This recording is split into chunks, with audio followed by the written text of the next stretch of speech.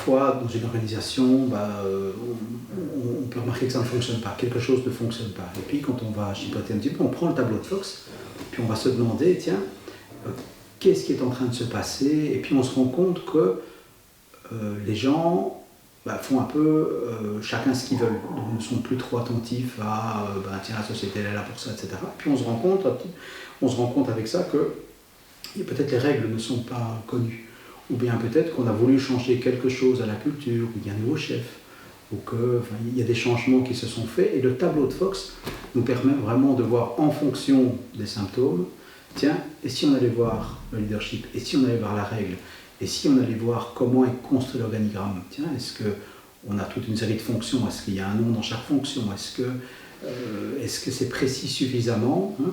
Et puis à un moment donné, est-ce qu'il y a un espace pour que les gens et le management puissent discuter ensemble? Est-ce que cet espace existe vraiment?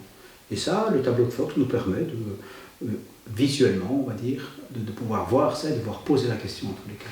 Et puis une fois qu'on s'est posé la question, on a toute une série de réponses. Et qu'est-ce qu'on fait avec ces réponses-là?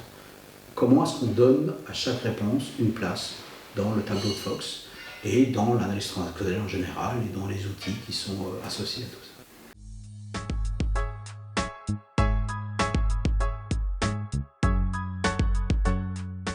Oui, c'est l'avantage en fait de l'analyse transactionnelle. Et Berne au départ dit, moi je veux créer une théorie qui s'adresse à tout le monde, donc en essayant de jargonner le moins possible.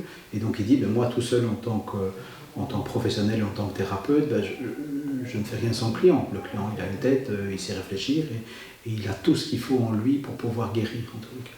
Eh bien il a pris ces mêmes préceptes pour les organisations en disant, l'organisation peut se comprendre, et plus les gens de l'organisation vont se parler, vont essayer de se comprendre, plus cette intelligence collective, cette mise en cerveau collective, en intelligence collective, va faire que chacun aura son mot à dire. Alors, c'est pas pour ça que chacun peut décider, mais en tous les cas, chacun a son mot à dire, et s'il se passe le moindre truc, souvent c'est dans tous les coins d'une organisation que les solutions sont là. Et donc si on se permet de ne pas écouter telle ou telle partie, on se prive d'une certaine richesse. Et donc voilà, la TOB c'est ça, c'est comment bénéficier de toute la richesse en fait de tous les membres pour pouvoir arriver à l'objectif. En fait.